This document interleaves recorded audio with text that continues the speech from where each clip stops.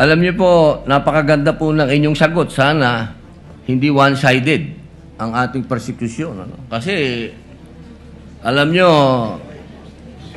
pag kayo ang pagpabor sa inyo, alam niyo, bawal po ang ginagawa. Kindly maintain Presiding order officer, within the bawal court. po ang ginagawa nitong nasa harap natin, nagkukomento.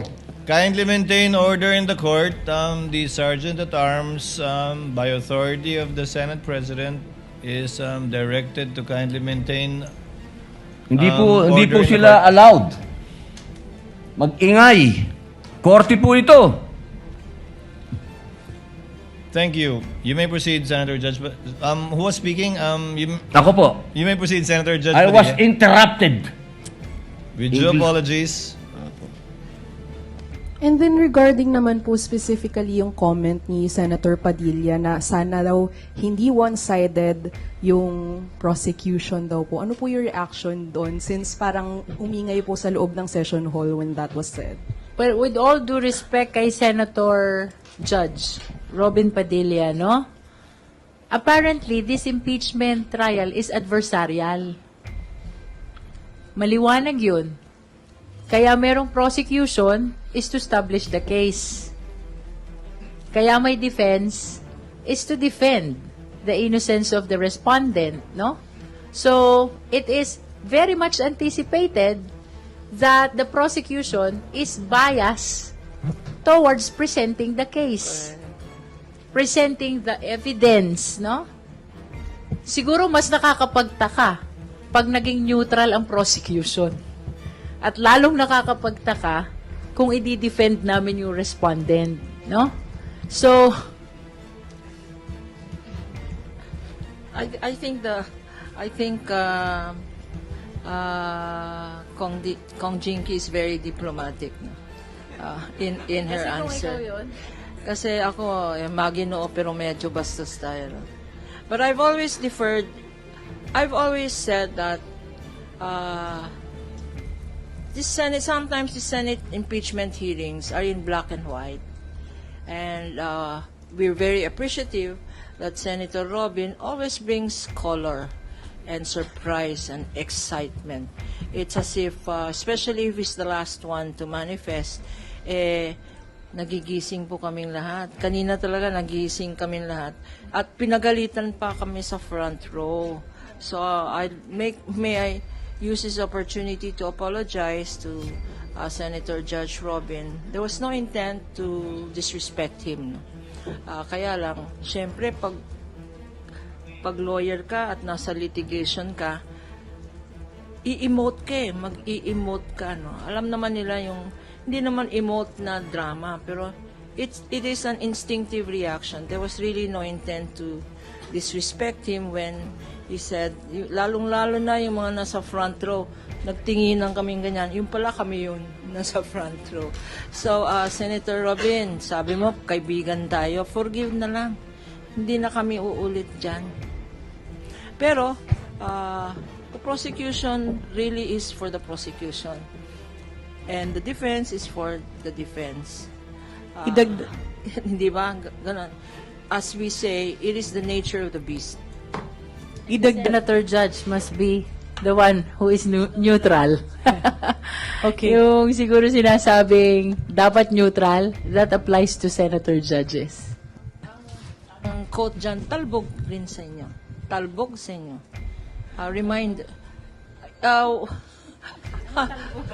I mean, if you're saying that to us, we're saying it back to you. No? It goes back to you. The issue of bias also. Talbog is bounce. We're bouncing back the question, back to you. That's tama ba? Is correct? Is talbog, no? So. Ibalik lang natin doon sa tamang konteksto, no? Of course, with due courtesy to Senator Robin, nirirespeto naman natin yung kanyang pananaw na parang one-sided, no? Ang prosecution. Pero ibalik natin, ang Kongreso ang siyang tumanggap ng impeachment complaint sang-ayon sa konstitusyon. Tiningnan kung may complaint ba kumpleto sa forma at may basihan at nakita at sinang-ayunan ng 257 congressman na isumiti yung articles of impeachment. Ibig sabihin, ang Kongreso na ngayon, ang prosecutor o yung magre-representa ng mga nagreklamo at sang-ayon doon sa mga nakitang pwede, may probable cause, ngayon ay naiakyat iyan sa korte na ang Senado in this case. Dito naman sa korte, talagang bubuksan mo na ang lahat ng pruweba na ipapakita ng prosecution para i-confirm or sang-ayunan or tuldukan yung mga reklamo at patotohanan yung mga reklamo. Yung defense naman ay yung akusado kung saan, in its word itself, defense, dedepensa. Yan po ang sitwasyon. Ang neutral ay ang senator judges kasi kailangan nilang pakinggan, i-analyze, pag-aralan, pagdebatihan ang lahat na related sa kaso para magdesisyon. Hindi pwedeng maging biased ang senator judges, pero ang defense talagang ididepensahan nila ang akusado. Ang prosecutor naman ay siya ang magtutulak para i-prove na meron silang tamang kaso. Yan po ang sitwasyon. Siguro, baka nasobrahan ng galing ng ating mga prosecutors, kakibat ang ating private volunteer prosecutors. Kasi syempre, nakita siguro ng ating isang senator judge, hindi lang siguro isa, baka nakita ng karamihan na talagang solid ang ebidensya, hindi pwedeng malihis, hindi pwedeng mahinto, kailangan ipagpatuloy at kailangang tuldukan. Kaya nirerespeto namin si Senator Robin Padilla, pero ibalik natin, ano ba ang nararapat, ano ang dapat at saan ito patungo? Follow-up question lang po, Attorney, ano po ba yung instinctive reaction that Senator Robin reacted to? Ano po yung nangyayari sa front row? Hindi ko na maalala kasi wag na lang kasi kami sa front row kasi alam namin nakikita kami sa camera na trying to behave kami. Trying to behave. Kaya lang minsan mahirap mag-behave kasi you react as a lawyer, no? You react kasi yung years of experience namin.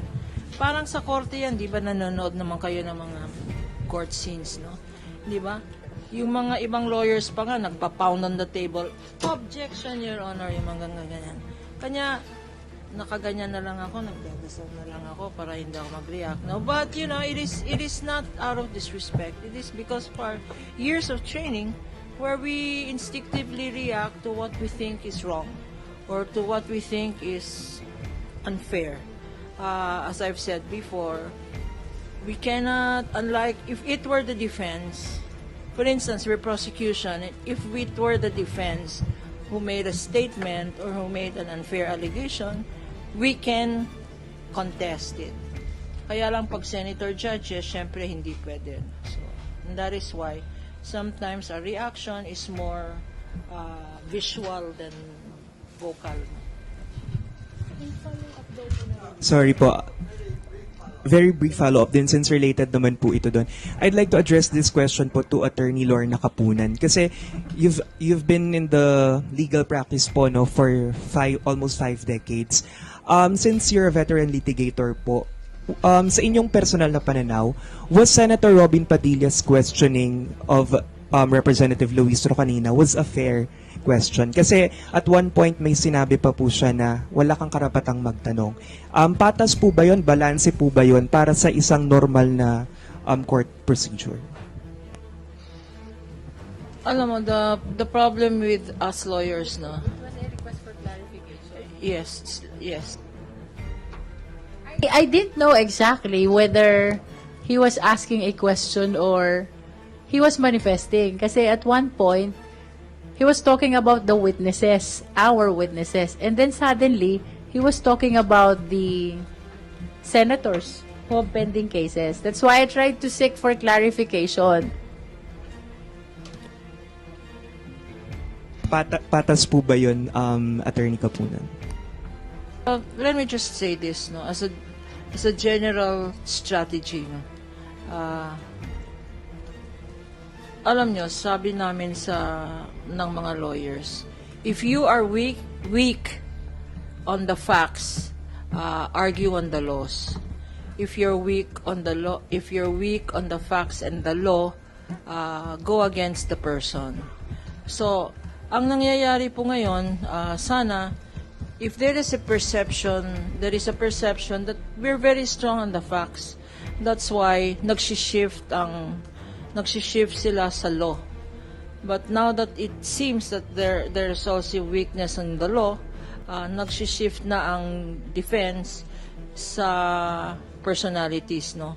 Attacking the credibility of our witnesses, attacking some persons who are not even our witnesses, like to say that they committed crime or they are not worthy to be, they're not credible, no? Merong ang inatake na cited for perjury na hindi naman naming witness. And when that failed, there was an attack on our earlier two witnesses, saying that maniniwala ba kayo sa even the two earlier witnesses, no, who were credible and competent. The attack now was on their may conviction or may kaso and all that, which is why we very welcome the statement of Kong Jinky when she says they have been vetted and there are no pending cases or convictions against them. And citing the law also, Chair Jinky did say that pending case will not, if there is no conviction for a crime of moral turpitude, it will not affect your credibility as a witness.